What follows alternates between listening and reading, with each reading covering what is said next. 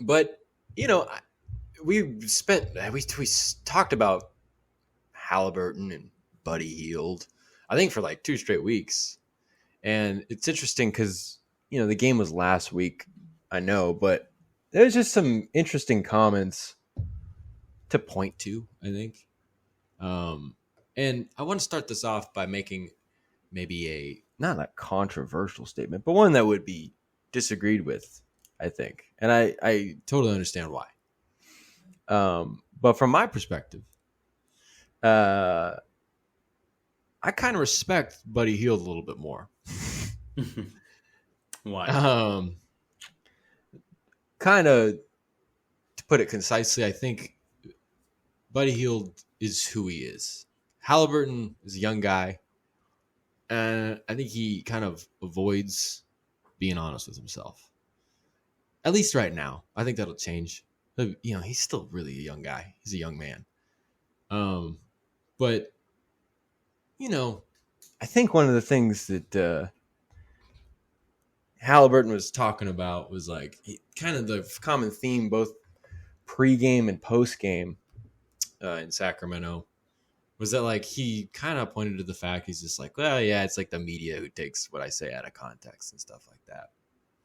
And he made specific mention post-game that it was the like losing culture comments that is giving him a bunch of heat, and that he's not setting the narrative around him that everybody else around him is. And I this isn't a big deal. This is not a condemnation of his character or who he is or the kind of player he is or whatever he is off the floor. He sounds like a terrific guy, and he's a great player, and Kings fans have every reason to cheer for him. I have nothing but respect for him. But in this regard, it's just like, man, something about being a little dishonest. Because I feel like the thing that really kind of said a lot about Haliburton. I feel stupid saying this because, I consider myself an adult, and talking about it in an Instagram post is being kind of a central aspect of this, I guess, kerfuffle. I don't know, is kind of odd, admittedly. But that whole Instagram post kind of seemed to be the reason. I feel like he was avoiding that the whole time. He never said anything about that. And it's also interesting that he says that the media is forming these narratives. And quite honestly, I would point to the main culprit as being JJ Redick, your friend and person that you keep going on the podcast to. Mm-hmm. And again, this is no condemnation of Haliburton, but there's just a bit of no accountability. He's not really honest with himself. And I think he's slowly gaining recognition. I think he's come a long way. He even pointed it out post game on last Wednesday that his perspectives kind of changed. He saw himself as being maybe a little immature when that trade first happened. He was big enough to say that, and all props to him on that. But there's still ways to go, it appears. Whereas Buddy Hield, he gets asked before the game, well, what's going to happen if they boo you? And he's just like, he kind of scoffed. He's like, oh, fans are entitled to their opinion. I still make millions of dollars playing a game, so I'm not worried. And I was just kind of like, wow, what a dick. But, I don't know. He is who he is. Answer. Yeah. Yeah. And so that's just a small point. And I don't want to linger on it too long, but I just thought it was interesting and noteworthy. I mean, that game was such a big deal. It was an awesome game for the Kings from their perspective. And, there was that whole narrative, whether we like it or not. And quite frankly, it's kind of silly. And I feel silly talking about it. But I have to point that out. It's just kind of interesting. Fair point. Yeah. Do you think Haliburton suffers a little from main character syndrome? I have no idea. I'm not a psychologist. But yeah, probably. I mean, that kind of seems like for our generation down, everybody, it seems like they kind of have a little bit of a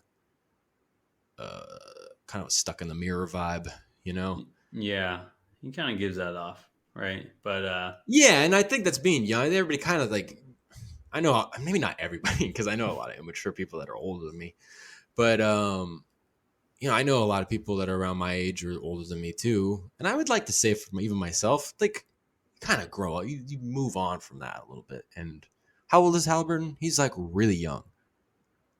I don't know off the top of my head, but yeah, I think he's 22.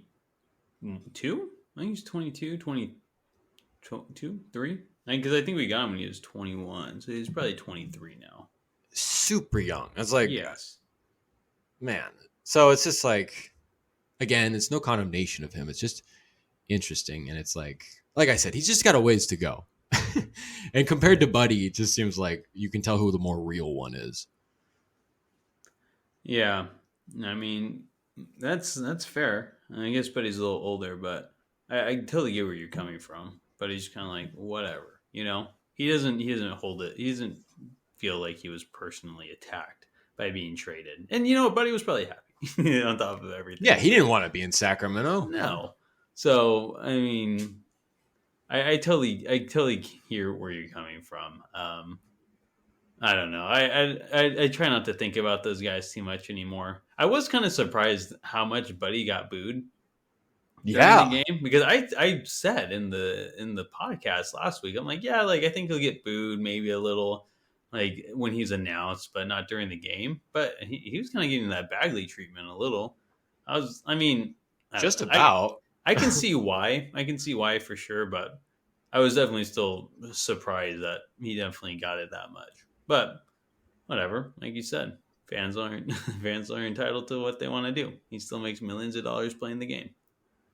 Didn't bother him. I heard that. I laughed. That was so funny. I know. What more do you need to hear from him? Right. But it was funny. It was also nice that he got off to a nice start to the game and then just kind of disappeared. Yeah. I mean, they all disappeared. That was a smackdown. That's a good point. Yeah, it felt the nice. only guy that was doing well was Jalen Smith, and he got knocked in the face. Yeah, by Monk, right? Yeah, Monk knocked him out. Yeah, Jalen Smith was on fire. He had like 16 third quarter points until he got that elbow from Monk. It was Monk. yeah, that was crazy. I felt bad for him. It looked like it hurt. It looks like he bit his tongue or something. Yeah, they called it like a mouth. I wonder what happened, but I don't want to get off track there. Yeah. Malik Monk, dude. Taking well, names.